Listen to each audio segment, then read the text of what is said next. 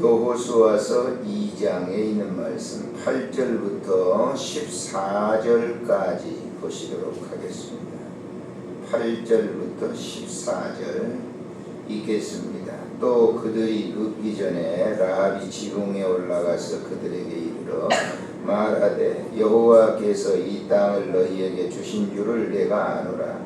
우리가 너희를 심히 두려워하고 이 땅 주민들이 다 너희 앞에서 간담이 녹나니 이는 너희가 애굽에서 나올 때에 여호와께서 너희 앞에서 홍해 물을 마르게 하신 일과 너희가 요단 저쪽에 있는 아모리 사람의 두 왕 시온과 옥에게 행한 일 곧 그들을 전멸시킨 일을 우리가 들었음이니라. 우리가 듣자 곧 마음이 녹았고 너희로 말미암아 사람이 정신을 잃었나니 너희의 하나님 여호와는 위로는 하늘에서도 아래로는 땅에서도 하나님이시니라. 그러므로 이제 청하노니 내가 너희를 선대하였은즉 너희도 내 아버지 집을 선대하도록 여호와로 내게 맹세하고 내게 증표를 내라. 그리고 나의 부모와 나의 남녀 형제와 그들에게 속한 모든 사람을 살려주어 우리 목숨을 죽음에서 건져내랴. 그 사람들이 그에게 이르되 내가 우리의 이 일을 우설하지 아니하면 우리의 목숨으로 너희를 대신할 것이요 여호와께서 우리에게 이 땅을 주실 때에는 인자하고 진실하게 너를 대우하리라. 아멘. 예수 잘 믿는 사람들이 흔히 잘못된 오류에 빠질 수 있는 것은 예수 믿지 않는 세상의 사람들을 정죄합니다. 믿지도 않는 것들이 다 지옥 갈 사람들이 이렇게 얘기를 하죠. 열심히 전도하는 사람들 중에 보면 이제 그런 경우가 있어요. 예수 안 믿으면 다 지옥 간다. 맞는 얘기죠. 그러나 우리가 그런 거는 우리의 인간의 그 지식이죠. 자기가 먼저 예수 믿었으니까 세상에 있는 모든 사람들 예수 안 믿는 사람들은 다 그렇게 될 것이다. 그건 자기 생각이죠. 하나님은 이 모든 세상 사람들을 사랑하세요. 이방 사람이라 할지라도 하나님은 당신의 그 계획하신 바 뜻을 이루고 할 때는 그 사람들 중에 택하여 불러서 일을 하신다라고 하는 것이죠. 성경에 많이 있습니다. 많이 그런 사람들이 있어요. 이방인들을 끌어들여 가지고 당신의 구속 사역을 이루게 하시는 그 역사를 우리가 보게 되는 것입니다. 우리가 이 요셉과 같은 사람이 애굽에 내려갔을 때도 하나님께서 그 이 애굽은 전부 하나님 안 믿는 사람들이잖아요. 그러나 거기에 보면 중간중간에 요셉을 도왔던 사람들을 보면 그들의 심중에 하나님이 계시는 것을 인정하는 걸 볼 수 있어요. 간수장이가 그랬죠. 또 애굽에 있는 이 옥 맡은 감옥을 지휘했던 그런 사람이 바로 요셉을 갖다가 보호하는 것을 우리가 볼 수가 있죠. 오늘 이 본문의 그 대표적인 한 실례인데요. 여호수아가 이제 가나안 땅을 정복하기 위해서 가나안 동편에 서 있습니다. 서편을 바라보는데 그 서편에는 바로 여리고라고 하는 견고한 성이 있었어요. 그 성을 쳐 들어가야 됩니다. 그런데 먼저 사전에 정탐꾼을 보내가지고 이제 여리고 성이 어떻게 됐는가 그 구조를 전부 보기 위해서 정탐꾼을 보낸다라고 하는 그 정탐꾼을 보냈는데 그 여리고 성에 들어갔을 때 이 여호수아가 한 말이 있어요. 그 1절에 한번 보시면은 눈의 아들 여호수아가 시딤에서 두 사람을 정탐꾼으로 보내며 이르되 가서 그 땅과 여리고를 엿보라 하매 그들이 가서 라합이라 하는 기생의 집에 들어가 거기서 유숙하더니 그랬어요. 자, 정탐꾼 두 명이 어디로 갔어요? 여리고성에 들어갔어요. 그런데 그곳에서 어디로 들어갔습니까? 기생입니다. 기생. 지금 아이들은 아마 기생들은 잘 모를 거예요. 옛날에는 기생이 뭐죠? 주막에서 이것저것 아주 나쁜 일도 하고 그런 사람 아니에요? 기생이라고 했으니까. 그러니까 그 기생의 집에 들어가는 거예요. 근데 그 기생이 보세요. 이방인 중에서 이방 여자 아니에요? 이스라엘을 위해 한다면 그런데 그 여자 그 기생집에 이 두 정탐꾼이 들어갔는데 이 소식을 이 기밀을 탐지하고 여리고성이 발칵 뒤집혀서 그 이스라엘에서 온 정탐꾼을 찾기 위해서 군사들을 이제 다 풀어가지고 샅샅이 찌고 있는 그런 상황이에요. 근데 그 집에 들어가가지고 이 기생이 이렇게 얘기를 하는 걸 보세요. 그 두 정탐꾼 앞에 무슨 얘기를 하는가. 자, 11절에 한번 보실까요? 11절에 우리가 듣자 본 마음이 녹았고 너희로 말미암아 사람이 정신을 잃었나니 너희의 하나님 여호와는 위로는 하늘에서도 아래로는 땅에서도 하나님이시니라. 누가 이런 얘기하죠? 라합이 얘기하는 겁니다. 당신들의 하나님은 상천하지의 하나님이시오. 못하실 일이 없고 당신들이 모압 땅을 거쳐오는 그 길에서 하나님의 백성 하나님께서 그 일을 이루었던 것을 이 여리고 사람들이 다 알고 있습니다. 그래서 당신들의 하나님은 위대하신 하나님이다. 이렇게 그들에게 얘기를 하고 있는 것을 볼 수가 있습니다. 그러니까 이미 이 기생 직업을 가지고 있지만은 그녀의 마음속에 누가 계시죠? 하나님이 계시는 거예요. 이방인들 가운데 세상 사람들 가운데 하나님을 믿고 있는 사람들이 있다고 하는 것을 잊어버리지 말아야 돼요. 우리는 꼭 전도해야만 그 사람들이 믿게 된다 이렇게 얘기를 합니다만은 물론 전도는 필요한 전략이죠. 그렇지만은 이미 하나님께서 쓰시려고 하면 저 이방 사람들 중에서도 택자들이 있다고 하는 사실을 잊어버려서는 안 되죠.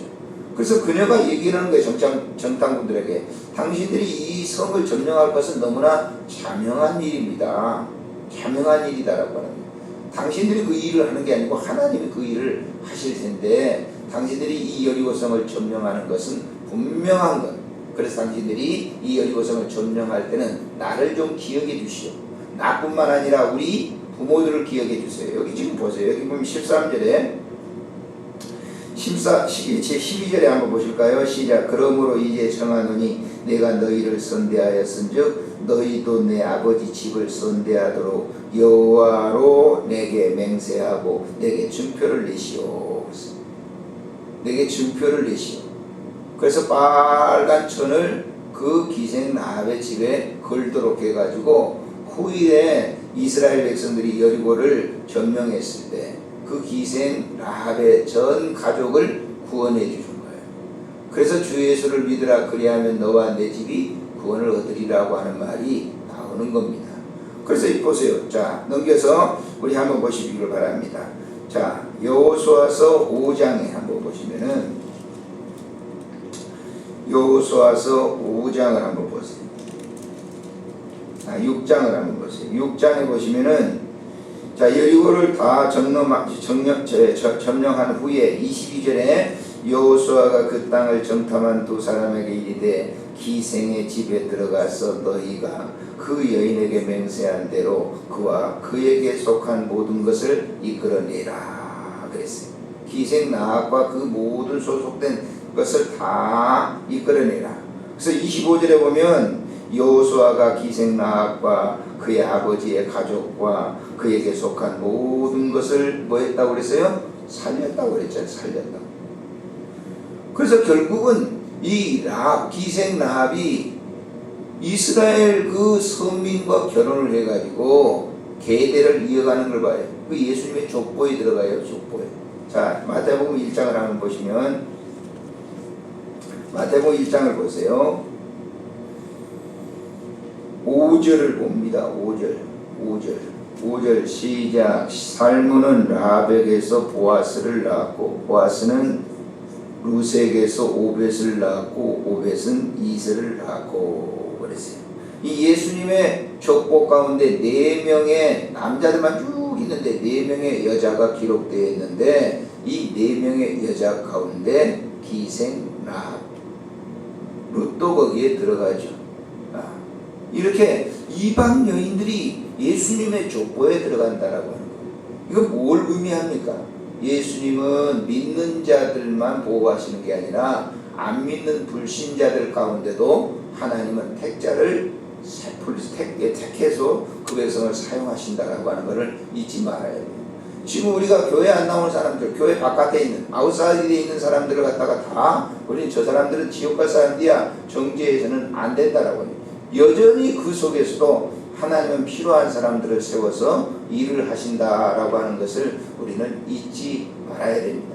흔히 청년들 가운데 그런 얘기를 해요. 기독교가 들어오지 않는 그런 이 때에서 하나님은 그 나라의 일을 하셨는가, 그 민족의 일을 하셨는가? 맞습니다. 일을 하신 거예요. 우리는 잘 모릅니다. 우리는 잘 몰라요. 우리나라의 기독교, 개신교가 들어온 지가 지금 한 30년 되죠. 천주교까지 한다고 하면 한 250년 정도 될 겁니다. 근데 그 이전에도 하나님은 우리나라에 일을 하셨는가? 우리 민족을 사랑하셨는가? 사랑하셨습니다. 우리 민족만 아니라 저 아프리카에 있는 모든 민족들도 다 사랑하셨어요. 이걸 잊지 말아야 돼요. 그 일반적인 모든 은혜로 사랑하셨고, 하나님은 그곳에 있는 무지의 사람들, 우리는 잘 모르지만은 하나님은 그 백성들 중에서도 택자를 세워서 일하신다고 하는 점을 주지하고, 우리의 이 그릇된 지식을 가지고 오판하는 일이 없도록 해야 될 것입니다. 불신자들 가운데서도 하나님은 택자를 불러 사용하신다. 바로 기생 라합을 통해서 우리가 그 사실을 찾아볼 수 있는 것이죠. 주 하나님 감사를 드립니다. 오늘 이 시간도 우리에게 귀한 교훈을 주시고 은혜를 주셔서 감사를 드립니다. 주께 영광 돌리게 주옵소서. 우리도 예전에는 하나님의 선택한 백성들이 아니었습니다. 불신자들 가운데 우리를 선택해서 부르셔서 교회 안에서 사용하고 계십니다. 이 은혜를 참으로 감사를 드립니다. 하나님, 오늘 이 본문을 보면서 세상에 있는 많은 사람들 중에서도 하나님 필요하시면 부르셔서 사용하시는 것을 봅니다. 기생 라합이었고 이방 여인이었지만은 하나님은 예수님의 족보에 들어가는 위대한 그러한 인물로 삼으셨습니다. 하나님 아버지께서 우리도 쓰시고 은혜를 베풀어 주시고 영광을 받아 주시옵소서. 이 아침에도 기도하게 하셨사오니 귀한 도구로 삼으시고 축복해 주옵소서. 우리 구주 예수님의 이름으로 기도드리옵나이다. 아멘. 하늘에 계신 우리 아버지, 이름이 거룩히 여김을 받으시오며 나라의 임하옵시며 뜻이 하늘에서 이루어진 것 같이 땅에서도 이루어지이다.